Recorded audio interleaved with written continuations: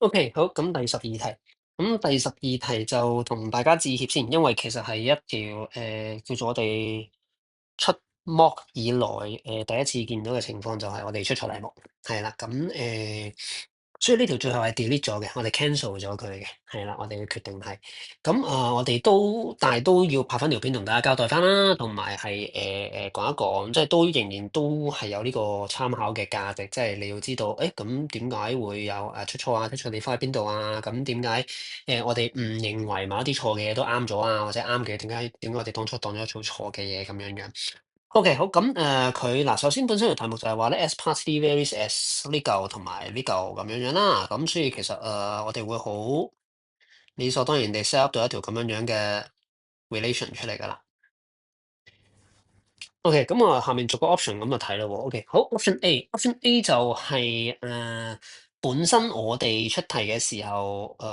都睇漏眼，係啦，我哋當咗佢係錯嘅，但係其實 turn out 佢係一個正確答案嚟嘅。OK，而當初我哋 set 呢個題目嘅時候，我哋以為嘅唯一正確答案就係 option D，係啦。咁但係原來而家嘅 option A 咧都變咗做啱喎，咁我哋睇下佢點解啱咯喎。OK，好啦，咁佢就話啦，如果 P 等於 Q 嘅時候咧，咁S 就 directly proportional to P 三加 Q 三咁樣樣。OK，好，咁我哋先將既然 P 等於 Q，我哋先將佢換做同一個variable 先啦。咁 let's say 換做大家都換晒做 P。OK，咁我哋就會得出呢條式啦，K1 P 三加 K2 P 三。OK，咁我哋可以抽 P 三出嚟啦。咁呢個 K 一加 K 二就換咗做一個 proportional constant 啦，一整個 proportional constant。OK，咁即係話換句説話就 S 咧係會同 P 三呢嚿嘢咧就成正比嘅。OK，咁換句説話咁，所以當初我哋點解覺得呢個 option 係錯嘅咧？或者大家睇落眼就係、咦咁佢話同 P 三加 Q 三成正比喎，咁咪唔啱咯？佢應該淨係 only 同 P 三成正比咁樣樣。OK，係啦，咁但係我哋當初睇漏眼嘅就係、因為原來 P 等於 Q 嘅喎。咁即係其實 P 三加 Q 三咧，亦都可以理解成係兩個 P 三，啱唔啱啊？OK，咁兩個 P 三咪就係同 P 三成正比咯。OK，係啦，因為如果 S 係 directly proportional to 二 P 三嘅時候，咁即係只要我哋能夠將佢寫做 S 等於 K 乘二 P 三嘅話，呢句説話就合理噶嘛，即係 option A 就合理噶嘛。OK，咁而家我哋真係可以將 S 寫做 P 三再乘一組 constant。OK，係啦，只不過當初嗰組 constant 就叫做 K 乘二咁解，而我哋而家呢組 constant 叫做 K 一加 K 二咁解。OK，咁無論你有冇二又好，即係無論當初呢個二存唔存在啊，佢叫 K 定叫 K 一加 K 二都好啦，總之佢係一個 proportional constant 嚟嘅啫嘛。係啦，咁所以其實如果我哋係寫到做呢個樣嘅時候，咁即係換句説話，呢件事情都啱嘅喎。呢件事情都啱嘅時候，其實 option A 係要揀嘅喎。係啦，咁所以其實咧，turn out 我哋發覺，除咗我哋一開頭以為嘅 option D 係正確之外咧，option A 原來最後咧翻嗰分都係正確嘅。OK，咁所以我哋最後決定 delete 咗呢條佢嘅。OK，係啦，咁我哋再講埋 B、C、D 啦，當然會。OK，好，咁我哋睇埋 B、C、D 啦。好，跟住B 就話啦，如果 PQ 係 constant 嘅話，咁 S 係 directly proportional to P 加 Q，OK，咁我哋就換一換個 PQ 做一個 constant 出嚟先，OK，好啦，咁喺當初嘅呢個 relation 當中，我哋可以抽 PQ 出嚟嘅，咁我哋就可以寫做 S 等於PQ 啦，跟住就 K 一 P 加 K 二 Q 咁樣樣嘅，OK，好啦，咁呢個換個 constant 俾佢啦，佢話 PQ 係 constant 啊嘛，咁我就當佢叫做 Q 三咁先算，我哋叫做 Q 三。咁我哋都只能夠話S 咧係同 K 一 P 加 K 二 Q 呢一組嘢成正比，咁我哋冇得再甩埋個 K 一 K 二出嚟噶嘛？OK，我哋冇得甩淨個 P 加 Q 噶嘛？OK，咁所以 option B 就肯定係錯嘅。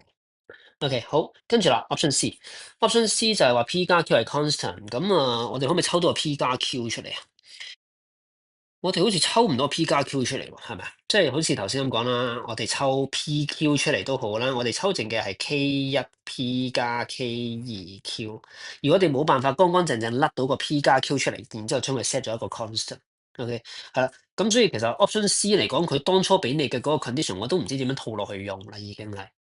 係啦。咁更加冇講話後續有呢一啲邊個同邊個成唔成正比嘅呢件事情，係啦。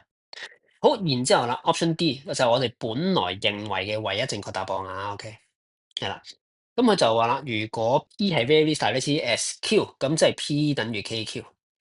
其實同上面 option A 咧有啲似嘅，OK，只不過上面就直頭話俾你聽 P 等於 Q 添，咁即係個 constant 都變咗做一咁解啦，OK 係啦。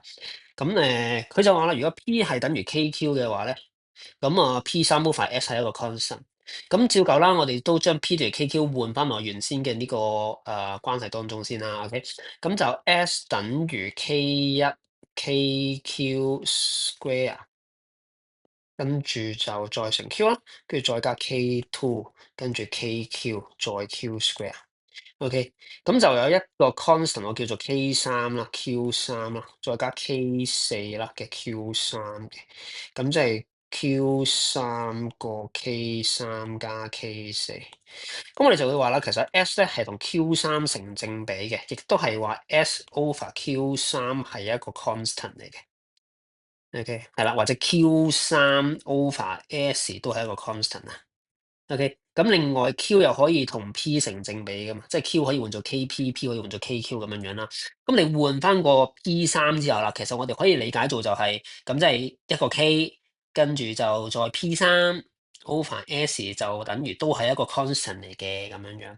咁將呢個 constant 除翻過去都好啦，咁所以我哋就會得出剩低嘅 P3 over S 係一個 constant，咁所以 option D 本身係正確嘅，係啦。咁純粹我哋當初睇 option A 嘅時候，就大家即係我同另外一個 Sir 都睇漏咗眼，OK 係啦，咁就當咗佢係錯嘅，但係其實翻翻佢係正確嘅，咁所以呢度我哋會做咗一個delete 咗佢嘅一個咁樣嘅決定咯。OK，咁遲啲會補拍翻一條我哋修正翻之後嘅嗰條 MC，我諗我會擺翻上嚟，即係再拍翻條修正版本，咁就擺翻上嚟嘅。咁即係你而家睇緊嘅呢一條咧，稍後就會落架㗎啦。